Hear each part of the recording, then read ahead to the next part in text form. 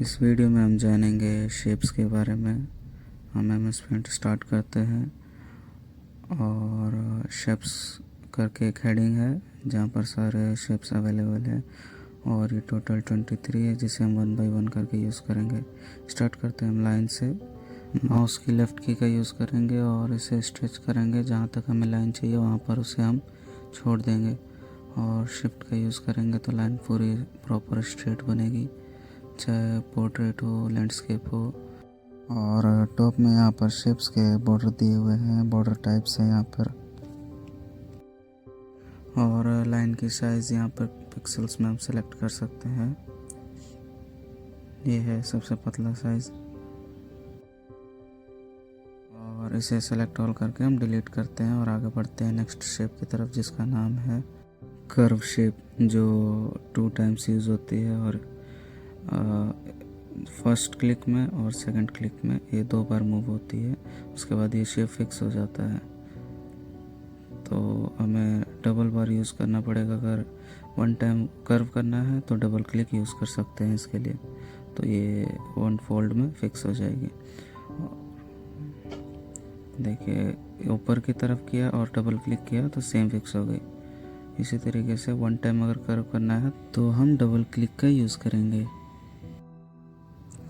और इसी तरीके से बॉर्डर के साइजेस हैं यहाँ पर डिफरेंट साइज़ के, और बॉर्डर्स हैं, आप जिस तरीके से चाहे आप यूज़ कर सकते हैं। तो इसे डिलीट करके तीसरे शेप की तरफ बढ़ते हैं जिसका नाम है Oval. Oval shape same circle होता है और इसके बॉर्डर साइज़ है, टाइप्स हैं इसके बॉर्डर्स के, और इसको जब तक ये फिक्स नहीं हो रहा इसको हम मूव कर सकते हैं। और आउटसाइड क्लिक करने पर ये जो शेप है जो अभी मूव हो रही है वो फिक्स हो जाएगी। अब इसको हम मूव नहीं कर सकते इस तरीके से, तो दूसरा शेप बन के आ रहा है।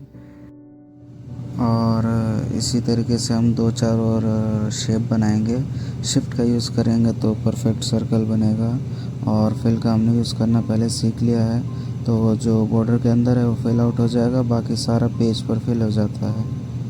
तो सेलेक्ट ऑल करके डिलीट करते हैं और आगे बढ़ते हैं अगले शेप की तरफ। इसका नाम है रेक्टेंगल, और इसे जब तक स्ट्रेच करेंगे शिफ्ट के साथ एक्यूरेट बन के आएगा, और विदाउट शिफ्ट नॉर्मल शेप जैसा आपको चाहिए। और इसी के साथ है राउंडेड रेक्टेंगल जिसके कॉर्नर्स राउंडेड है, और सेम शिफ्ट का यूज़ करेंगे एक्यूरेट साइज़ के लिए। विदाउट शिफ्ट आप नॉर्मल यूज़ कर सकते हैं। और इससे हम एक मोबाइल कवर बनाने की कोशिश करते हैं। साइड के बटन्स है और ये पावर बटन, और ये लगभग मोबाइल जैसा दिख रहा है। तो इस राउंडेड का हम अलग अलग शेप्स बनाने के लिए यूज़ कर सकते हैं। तो कलर फिल करके देखते हैं। तो नेक्स्ट शेप है पॉलीगॉन, और इसको स्टार्ट करने से लेके जहाँ जहाँ हम इसको क्लिक करेंगे, जब तक ये अपने स्टार्टिंग पॉइंट पे वापस नहीं जुड़ता है तब तक ये शेप कंप्लीट नहीं होगा। तो ये है पॉलीगॉन, आप इसका यूज़ करेंगे तो आपको आइडिया लगेगा। 1 टाइम फिल करते हैं इसको, और दोबारा से एक बार और बनाने की कोशिश करते हैं जिससे इसको समझने में और आसानी हो। तो जब तक ये अपने स्टार्टिंग पॉइंट पर नहीं जुड़ता है ये एक शेप नहीं बनेगा। और अगर लास्ट पॉइंट है उस पर डबल क्लिक करेंगे तो अपने आप जुड़ जाएगा उससे, स्टार्टिंग पॉइंट से, तो अपने आप शेप बन जाएगा ये। फिर आता है अगला शेप ट्रायंगल, और जब हम इसे स्ट्रेच करते हैं तो जब तक ये फिक्स नहीं होता हमें रीसाइज या रीशेप इसको कर सकते हैं जिस तरीके से चाहे। इसके एंकर पॉइंट्स होते हैं जिससे हम स्ट्रेच कर सकते हैं और डिक्रीज भी कर सकते हैं जब तक ये फिक्स नहीं होता। और 1 टाइम फिक्स होने के बाद हम इसे चेंजेस नहीं कर सकते हैं, तो हम इससे शेप बनाने की कोशिश करते हैं।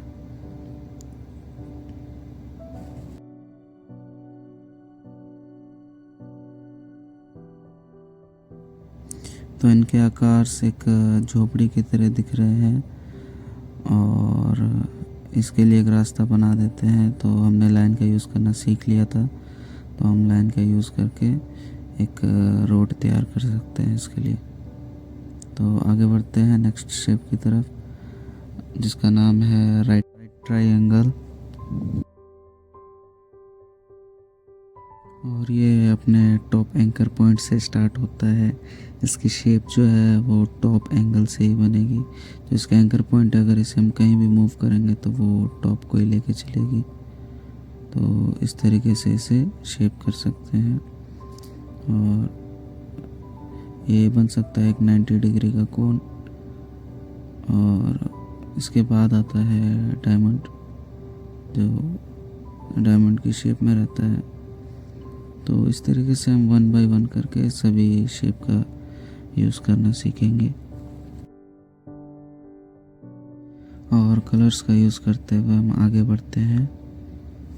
फिर आता है शेप पेंटागन और पेंटागन के बाद आता है हेक्सागन।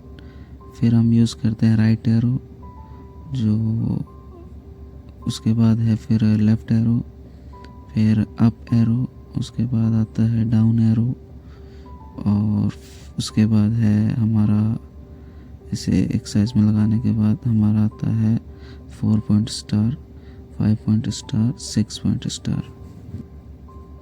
फिर आता है राउंडेड रेक्टेंगुलर कॉल आउट और ओवल कॉल आउट, फिर है हार्ट और लाइटनिंग।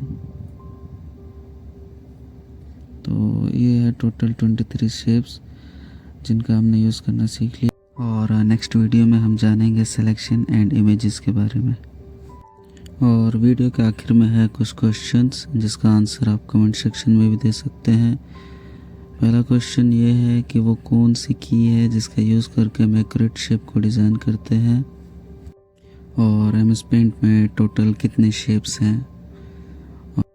होप ये वीडियो आपके लिए यूज़फुल रही हो और इसी तरह की कंप्यूटर स्किल्स के लिए हमारे चैनल के साथ जुड़े रहें।